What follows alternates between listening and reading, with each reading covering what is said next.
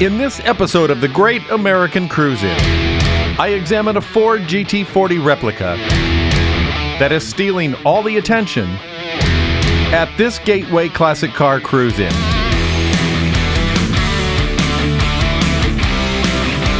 I'm Scott Huddeman, and I'm fascinated with classic cars. That's why I travel from car shows to cruise-ins to meet owners and learn about their passion for classic cars and the stories behind their amazing restorations. So join me as I go deep into this car show at Gateway Classic Cars in Ruskin, Florida, to learn more about this super fast Ford GT40 race car.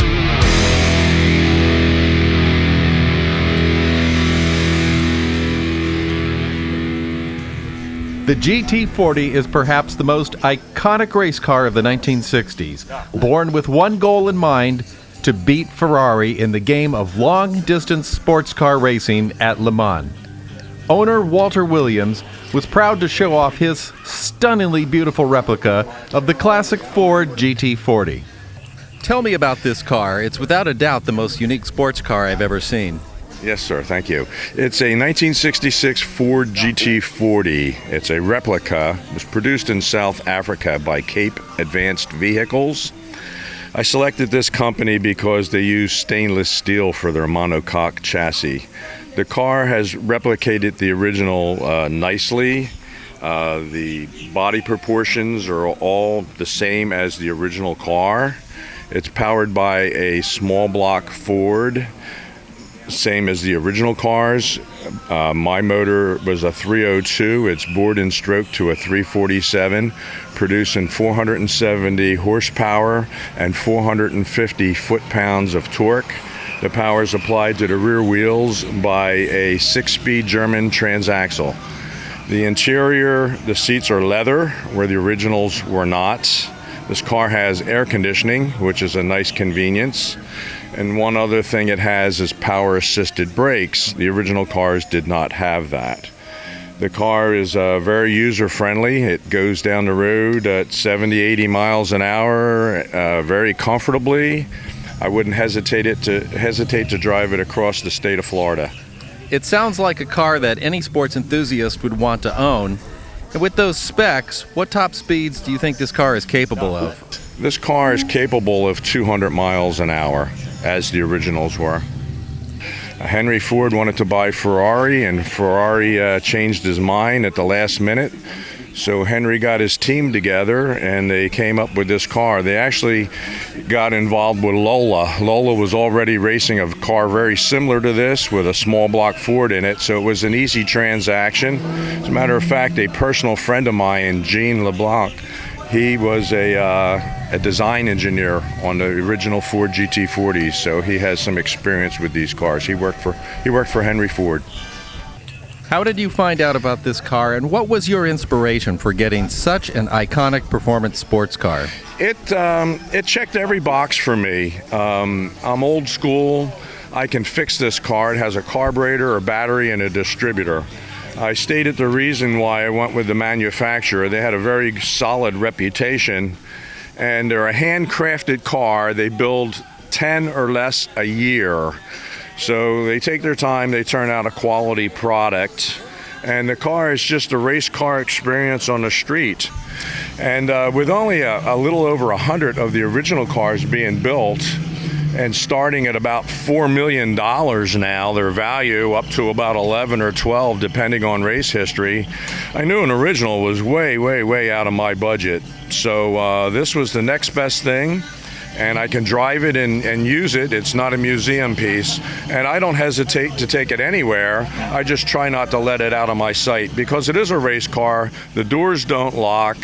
So you just have to be careful where you park these cars. You just can't drive a car like this everywhere. You can, but you can't leave it anywhere for very long. I wouldn't anyway, even though it's insured. It's not speed bump friendly with about 3.5 inches of ground clearance. You have to be cautious of speed bumps and big dips in the road. But other than that, you can drive the car anywhere. It doesn't overheat. It behaves very well. It handles well. Because the motor's in the back, the steering's very light. It has rack and pinion steering, and the steering is very light. And it's just a fun car to drive.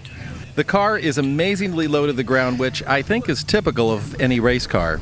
The seats are about maybe 5 inches off the ground. The car sits very low. I have 3.5 inches of ground clearance. There's a very wide door sill to step over to get into the car. And that's because the fuel cells are on each side of the car. There's one in each door sill, and the door sills are very wide. Is it difficult for you to get in and out of this car? It feels tight. So it takes a little talent to get in and out of these cars. When they raced them, they would climb in the car, stand on the seat, and slide down like a sliding board.